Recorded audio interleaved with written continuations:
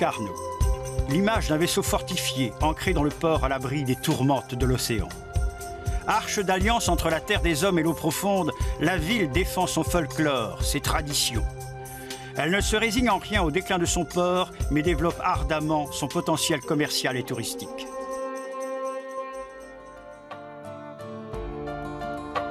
Ici, les éléments naturels commandent toujours. Avec les plages de sable blanc, on reste fidèle au moment privilégié. À Concarneau, ville d'art et d'histoire, la mer est partout et contribue à sa puissance économique. Pour les peintres ici, la lumière vient du plus vaste des ciels de création du monde.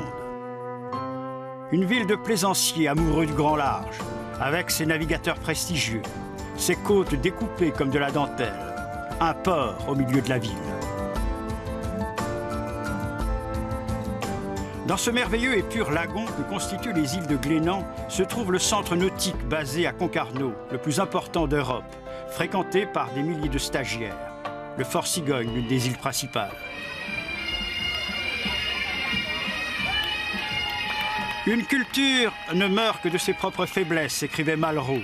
Ici, le folklore se maintient debout, notamment grâce à la fête des filets bleus.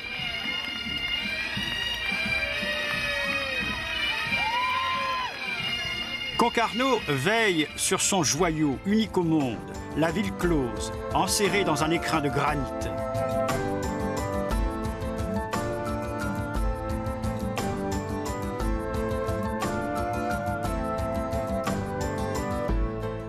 La vieille ville est encore habitée de cette vie et de cette activité qui ont fait son histoire et son charme.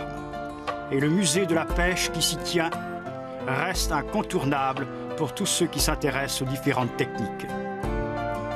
Et l'on offre aux visiteurs la plus petite croisière du monde, le bac qui relie un quartier à la ville close. L'architecture est présente au château de Kerriolet, à Stangarline, qui semble sorti tout droit des productions de Walt Disney. Depuis quelques années, le secteur de la pêche subit les affres de la crise économique, de la concurrence internationale.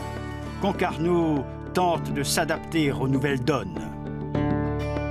Les chantiers Piriou exportent leur savoir-faire avec une compétence technique mondialement reconnue. Ici, on croit fermement aux pavillons, à la flotte, aux entreprises et aux marins français. Une ville-port, une ville de la plaisance. Un laboratoire de biologie marine fondé par le médecin de Napoléon III et qui reste le plus ancien de l'Hexagone. L'entrée du port demeure toujours un endroit où l'on s'attarde. C'est un peu ici que vient basculer l'Occident et où les âpres odeurs marines libèrent la tête et les poumons. Concarneau, niché au creux de sa conque, qu'une barre d'écueil garantit des fureurs du large. Ici, les plages sont si ensemencées par l'océan qu'elles permettent de trouver à chacun un séjour pour les hommes. Les soirs d'été, la cité se fond dans ses artifices et ses talents.